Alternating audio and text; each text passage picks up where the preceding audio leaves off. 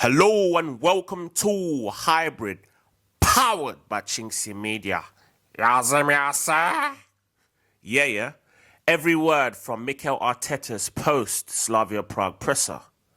We had another victory to celebrate on Tuesday, seeing off Slavia Prague 3-0 to maintain our 100% start to the Champions League campaign. Mikel Arteta faced the media after the game and was asked about the team's performance, our defensive record-breaking Max Dowman, Mikel Merino's goal-scoring exploits, and Jurrien Timber's influence. Mikel Arteta on tonight's performance. I'm really happy with the win. 4 in a row without conceding a goal. A really tough place to come. I told the boys the game that we had to expect. A team that is super intense, very direct, man-to-man, short sequences of play, a lot of fouls, a lot of restarts, very difficult to get any fluency in the match. But if we were patient and emotionally controlled, we were going to have our chances, and the way they set up, and we did that. I think the margin at the end looked comfortable, but I don't think it was a comfortable match at all. Not only the win, but also the fact that we had some players that haven't played much playing and performing really well. Mikel Merino stepped up as a 9 and scored 2 goals. Max Dowman made his debut, probably the youngest ever. Andre Harriman and Noose as well. So a lot of positives tonight. Whoa, I mean, ever since I've been doing this podcast, that's the longest paragraph that I've read that Mikel said, which is interesting. Very interesting. Well, he's obviously being very modest to say that it was, the scoreline flattered us, because I don't think it did. I think we could have racked up a cricket scoreline if we really went for it. But like I usually say in the podcast, we're just doing enough to coast through games and then just tick it off and then keep ourselves fit for the next game. And obviously now we've kicked the can down the road. Now it's the Sunderland game, obviously, that we need to look forward to on Saturday afternoon. I would say my perspective of the match was the first 10 minutes being the home side. Slavia Prague had a lot of energy. They fed off of the crowd's enthusiasm, hunger, endeavour. They gave it all they had, similar to what Manchester United and Fulham did to us as well this season. But I mean, as the game went on, we slowly grabbed control of the game, especially towards 15, 20 minutes. I felt we started to grab control of the game, and it became inevitable that we was going to score, because there was no way that Slavia Prague would be able to continue at that intensity. They looked cream-crackered after about half an hour. So as a result of that, we had a lot of space. People like Saka had a lot of space to work within, and obviously he's a decisive player when given space. So once that penalty was given and we went 1-0 up, it was a foregone conclusion, to be honest with you. But it was a good performance. We had to dig in probably the first 10, 15 minutes. But after that, I think it was a comfortable, good, well-oiled machine that we are now. And it was a professional performance. On Mikel Merino, it's a joy to have him. I always say the same thing. It's his versatility on the pitch, the things that he can do. It's his mindset. It's his leadership. It's the way he is as a person. Today we are missing a lot of attacking players, and we have to find different solutions. He comes in the Champions League and scores 2 goals. And you know what? I think he secured himself a starting berth at the Stadium of Light on Saturday. He was fantastic today. Got himself 2 goals. And I think he's now become a bona fide centre-forward. Obviously, not as his primary position, but if you play Football Manager, you'll see like someone's primary position will be in green, and then someone's secondary position will be like in a lighter green, or in a darker green, should I say. And I definitely can say now that Mikel Merino's primary position will probably be a box-to-box midfielder, but secondary position is a centre-forward, because he scored too many goals while playing there for it to be a fish out of water. It's definitely something that suits him as a player. And I'm now confident with him to start there on Saturday. On Max Dowman's Champions League debut, what he's done on the pitch is that he comes in, the first ball he takes people on, he starts to dribble and gets a foul. That's personality, that's courage, and you cannot teach that. You either have it or you don't. And it doesn't matter what his passport says. You throw him in this context, there he is with that word context again, I haven't heard it in a while, and he's ready to adapt and have a good performance. So I'm really happy with that. Yeah, I mean, it was inevitable that Max Dowman was going to make his debut this season. To be honest, I thought it was going to be against Kairat Almaty, who we have at home. But obviously, this game, the context of how the game went, where we were 3-0 up with about half hour to go, it was begging for someone like him to come on, to win fouls, to probe and press their fullbacks, obviously to attack the spaces that they'll inevitably leave. To be honest, though, I was a bit nervous when they were clashing. They were really giving it to him. You know, they was really clamping him. They was really going in hard, and I was a bit. But now in fairness, he dusted himself down and got up and got on with it. I'm sure he's used to getting clattered and clamped and bruised, and you know he must be used to it. But this is men's football, so this is where you kind of got to balance his well-being and welfare with his ability, because yes, he's got the ability to go toe-to-toe with men, but at the same time, he hasn't grown into his adult body yet. So we've got to kind of get that balance right. It's going to be tricky, but I still maintain my my hopes for him, which I said in the earlier podcast, that I would like him to rack up 20 appearances throughout the season. I mean, it's going to be hard, especially when we get all our players fit, but I believe he warrants it and deserves it. But probably take it down to 13 to 15, I'd say. I think he could definitely do that, because he's probably got about 4 as we speak. 4 or 5 even. On 8 clean sheets in a row for the first time since 1903. That's a long time ago, so it tells you about the difficulty of achieving it. There is a lot of work there, obviously, to achieve that. And the most pleasing thing probably is not the record, it's the mindset of the players. They are talking about how we can still do better. We can see 1 or 2 situations that we could have resolved better. So if we do that, we can keep improving, and that record would have a bigger meaning. Well, I mean, it was up in the air, especially in the last 5 minutes, where the referee gave a penalty for what was a ridiculous decision, when Ben White, obviously, you know, it was 6-1, half a dozen to the other. Ben White and the attacker both had their boots at a similar height, but the referee decided to give the penalty, which was bizarre. But obviously, luckily, he retracted his decision upon looking at the replay. But we defended really well. We're not really giving teams an opportunity to lay a glove on us, and I think that's the key thing. And that's the same thing people were blaming a handbrake, which I was always saying that's part of the reason, and the main reason why we went 2-3 seasons without losing to the top 6, because of that said handbrake, which is we have control of the game in midfield. We're well good at neutralising transitions, and also we usually have much of the ball, so the margins for error are very low. And I think if we can continue that way, we're not going to lose a lot of games. We'll lose under 5 games all season, I'll tell you that for free. But step by step, and once again, we kick the can down the road towards success. On the emotions during the VAR check at the end, I wasn't happy at all, and I clearly saw that there could never have been a penalty, but he made the decision, so well done, because he was really honest. I think obviously the images showed that it wasn't a penalty, and I want to maintain that, because I think that gives you something to defend as well and to merit, and it would have been a bit sloppy to give it away that way. Yeah, I mean, it would have been harsh on Ben White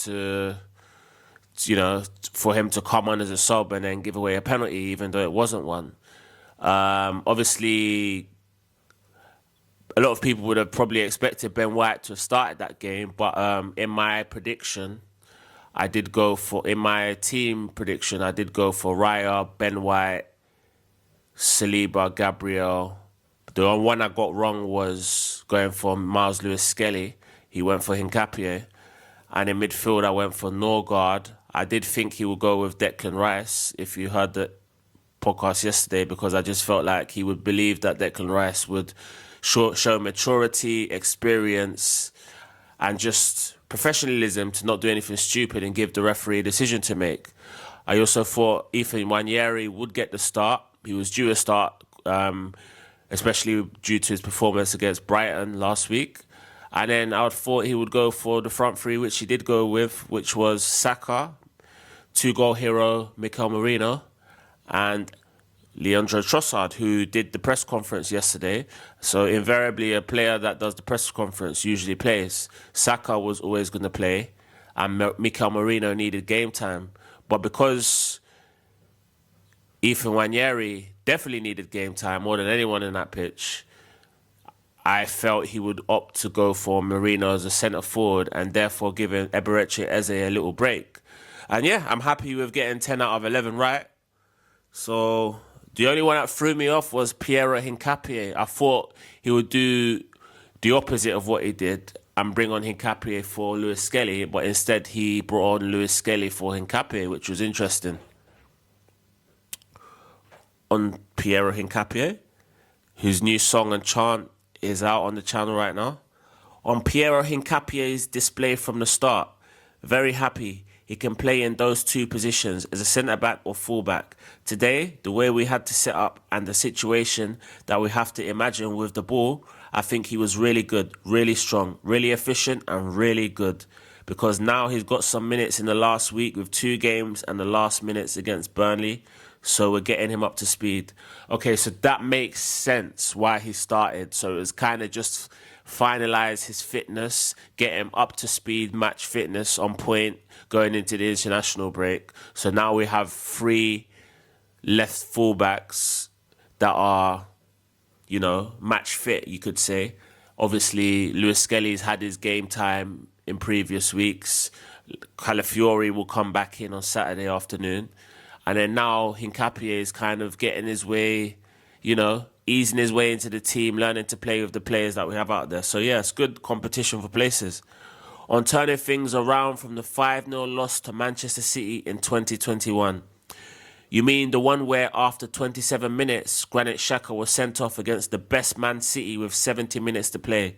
It can happen, but that's a long time ago. Obviously, we are in a really different situation right now, and we still have a lot to improve on. I like the way he did that. You mean the one where after 27 minutes, Granit Xhaka was sent off against the best Man City team with 70 minutes to play? Yeah, well, on the subject of Granit Xhaka, we're going to be face-to-face with him on Saturday. On the players celebrating keeping clean sheets, well, because we were able to nullify that from the opposition. Obviously, the opposition has very restricted ways to score a goal, and today we gave him a few moments, especially in open spaces, that we could have done better. But overall, we're very happy. Yeah, that's true. I mean, usually the main reasons why teams don't get opportunity to score against us is because our team shape is very good. We rarely make mistakes, and when we do, we get back in a good team shape. People like Saka, Trossard have been extraordinary in doubling up on our fullbacks who have been extraordinary. Timber has been absolutely outstanding, has a strong case to have been our player of the season. I think he's just edged out Ricardo Calafiori right now, who's been exceptional. And obviously, Gabriel is definitely operating as the best defender in the world without a shadow of a doubt right now. He's the best centre-back in the world. Declan Rice, arguably the best midfielder in the world, definitely amongst the top 2 or 3. Saliba, outstanding.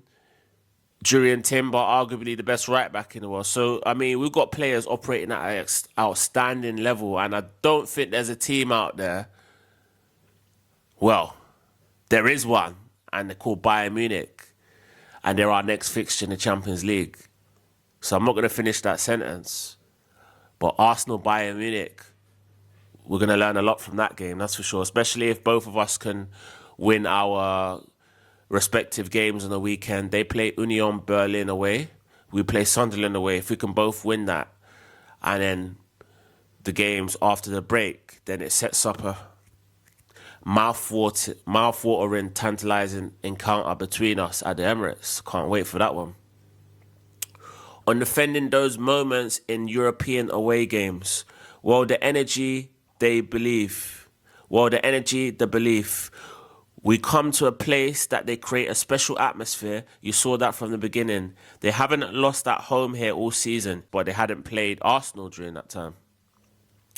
So they have that winning habit, and that's very difficult to turn around. And we need to understand that. And we knew, especially in the first 15, 20 minutes, it was going to be very little play. And we have to be very conscious of that and accept it. And then start to change it throughout the first half. And we've done that. And I think the team showed a lot of maturity again. Yeah, the atmosphere was unbelievable. I would love to have been out there. But yeah, like I said, the game was literally almost identical to the Fulham game, where obviously they used the crowd. They played off the crowd's energy and they just went for it, had nothing to lose. But as the game wore on, we just slowly took control of the game. And then after that, it was just a matter of when and how, not if. On William Saliba stepping into midfield more often tonight, that was related about the way they press and the way the 9 makes the press and the way where we could find certain advantages and time. Because if not, everything is absolutely man-to-man. And it's a really difficult game to play constantly, especially after the direct play. And we could have done better. It's something we hadn't had time to train, really. So to have more solutions and to try things, and to especially put players in their qualities with a bit more time on the ball, it's something that I wanted to try. Well, this vertical football that he mentioned yesterday, the direct play of the ball in the air. The ball being in the air. It wasn't in the air much in the first half, I would say. I think they did go more direct, long ball towards the second half. But in the first half, they just kind of used endeavour. They played off endeavour and spirit, really. And obviously, as we got 1, 2, and 3 goals ahead, they became dispirited. But yeah, it was a good game of football. But I think we've just, in these away games, we're accustomed to dealing with it. No matter how the fans are, no matter how hostile it is, we've gone to Sporting Lisbon, places like that, and dismantled them. So Slavia Prague was never going to be an issue if we had the right mentality, that's for sure. On what's changed for Mikel's goal-scoring prowess, my view was always that he had really good timing and the capacity to finish in the box, especially one touch. And then talking to him and making sure that he plays closer to the box and he identifies the opportunities, the timing, the way he needs to attack the spaces in relation to how they defend the box, which today was a bit different as well, the way they set up. And then it's obviously his quality, his willingness to learn and practice every day. Yeah, it's just like I said already earlier on in this podcast, that Mikel Merino's definitely a bona fide centre forward. As a secondary position, definitely. No doubt about that now. He had an amazing second goal as a proper centre-forward, old school, get your head on it, get a knock, back header into the back of the net. And then he done his customary celebration where he runs around the corner flag, paying homage to his father. So, yeah, Mikel Merino, another 2 goals. I believe that's 3 for the season. Roll on Sunderland. And hopefully he can get a start in that one as well. On how we can maintain confidence in the team. Well, first of all, feeling prepared. So now it's about the next game and feeling prepared. Doing the right things to get to the game with a lot of clarity and in a really good emotional state. And I'm sure we will do that. And then perform at this level to make it really difficult for the opponent and try to earn the right to win the game. Yeah, winning breeds winning. And I think that's the main reason why Mikel Arteta kept the bulk of the team together. So obviously, I would say the spine of the team is Raya, Timber, Saliba, Gabriel, Declan Rice, and Saka. So that's the spine. Everyone else is filling in. They're all the fillers, and that includes people like Zubimendi, includes people like Calafiori. They're filling in. But if you can, play at a high level, you're gonna remain in the team. But obviously, because we're in cup competitions, you can kind of make changes and give people a rest and bring in other players. But I think if we can keep those 5 or 6 players fit throughout the bulk of the season, we're gonna definitely be lifting multiple trophies. No doubt about that. On Jurrien Timber, extraordinary. For me, he's been phenomenal in every department. I think he's taken his level and the team's level to a different dimension against his opponents. The way he penetrates, Jesus! The way he wins duels, the way he understands the game, the way he wants to make things happy, the way he wants to make things happen. A big example for the rest of his teammates. Yeah, Jurrien Timber, I think in about a couple months, I'm going to literally come out and say he is the best right back in the world. But for now, I'm happy saying he's one of the best right backs in the world, even though I quietly believe he is the best. But he's definitely a world-class footballer, a world-class operator. Almost impossible to get round, too strong, exceptional on the ball, great dribbler, developing a great chemistry with Bukayo Saka, as they seem to be close friends on and off the pitch, both the same age, 24. Both have a good relationship with the Lord, God Almighty. But no, all jokes aside, Jurrien Timber, I think the only thing really he hasn't got is pace. But other than that, he is the ultimate footballer. There's nothing he can't do. I would like to see him get a few more assists, especially from crosses. But that's me clutching at straws there. We're talking about an outstanding world beater here. And I'm just happy to have him at our football club.